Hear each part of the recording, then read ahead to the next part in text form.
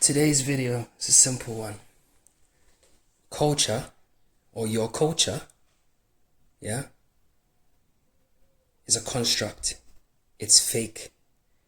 It's artificial. It was placed there by consciousness just for it to be able to have experienced that culture that it created itself. What do I actually mean? First and foremost, shout out to Lulu. She got my creative juices flowing this morning. So what do I mean by that? Like, really? Okay, what do you mean culture's fake? Like, okay, so think of it this way. Anyone that studied biology, knows anything about science, or has even watched a Black Mirror episode, the one where God is sitting there in a corner and he's got a billiards, snooker sized table, and he's got humans on there and he's like so unimpressed by them, nonchalant. He just destroys them because they don't get it. Hold that thought.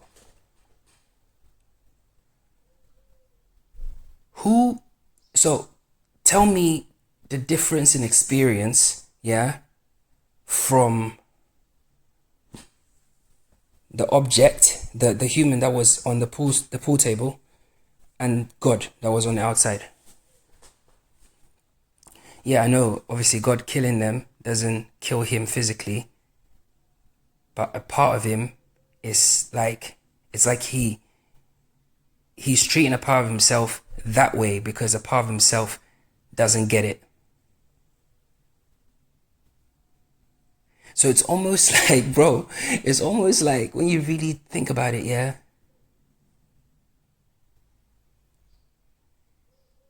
The lower state of consciousness does exist, but it exists solely for the purpose of us evolving.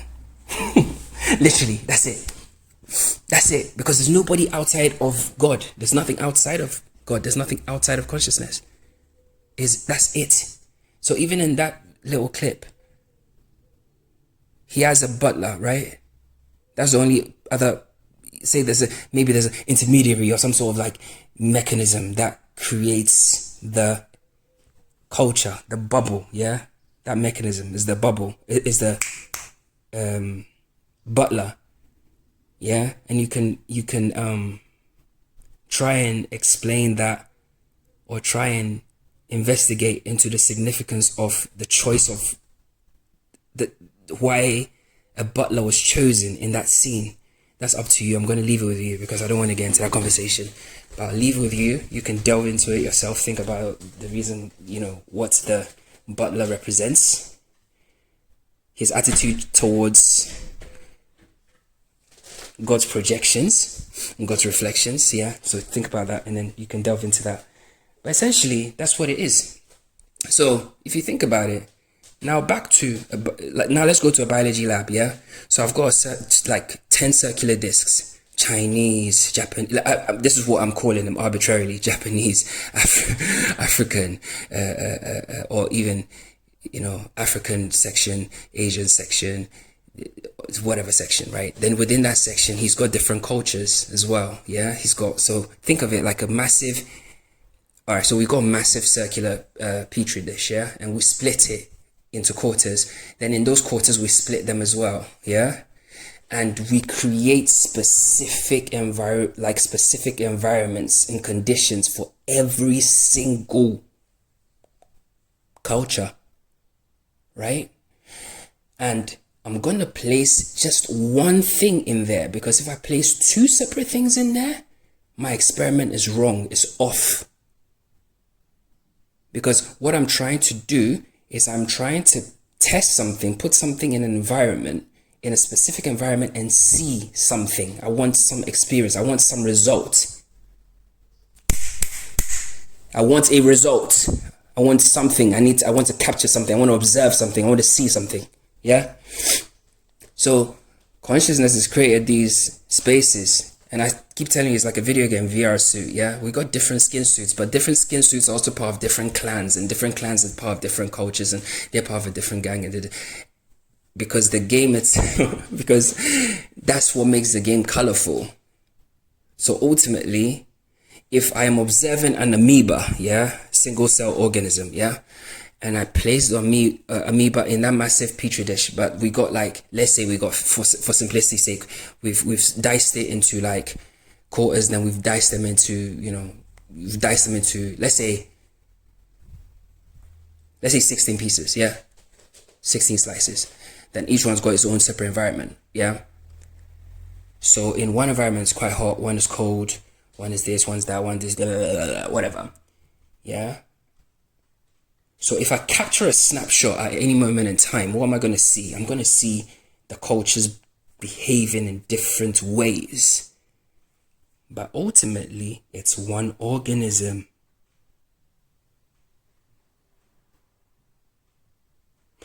Do you get that, Bill? Do you want me to go over it again?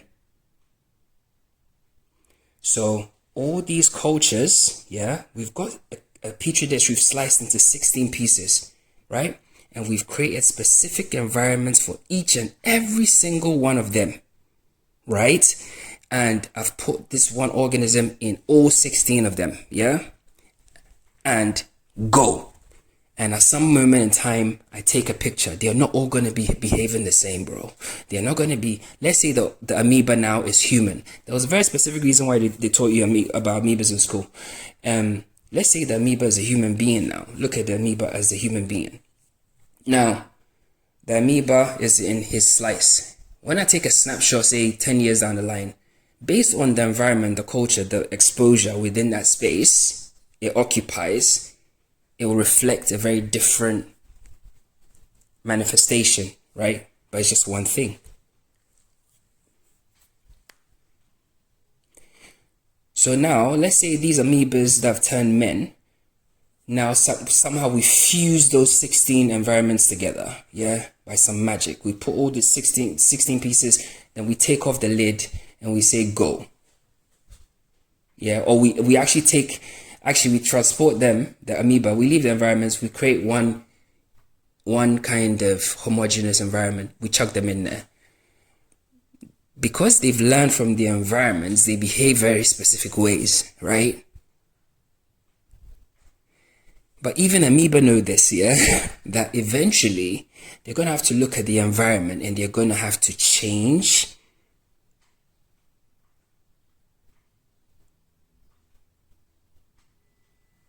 Because they have to coexist. They have to, because they are one thing. But now, if we imagine those things as human beings, instead of us doing that, we've gone, nah, I'm this, I'm that, no, I'm gonna go live there, you're gonna go live there, now fuck it, you know what, I'm gonna go kill him, you know what, I'm gonna go take his land, fuck it. Do you see the low vibration? Now hold on to that thought, don't go anywhere, put that somewhere in your mind, safe. Come back with me, let's go back to the front. The jump. Do you remember when we were looking at the Black Mirror episode, yeah? So you've got the operant power, the thing that's energizing the whole fucking thing. Yeah? It's powering the whole thing. The thing that's powering the whole thing has created projections of himself, reflections of himself, or pieces of himself. Or he's created a culture and he's placed a fractalized version of himself in that culture.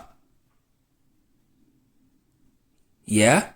And he's created a very specific environment in that culture and he's observing them. Yeah? He's observing them. And he has a butler.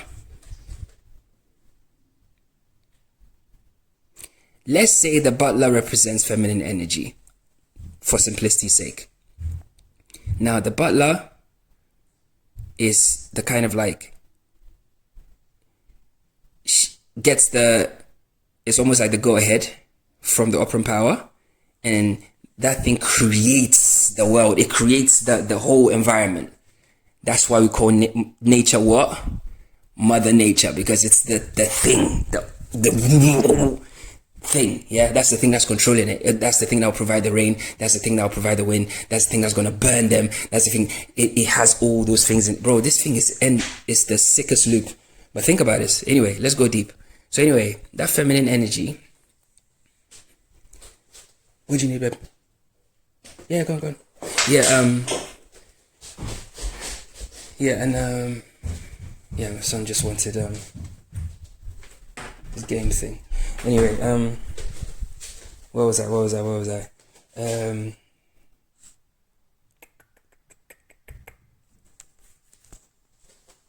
Yes, so the feminine energy is energizing the whole thing, yeah? It's energizing the whole thing. Right? You with me? Okay.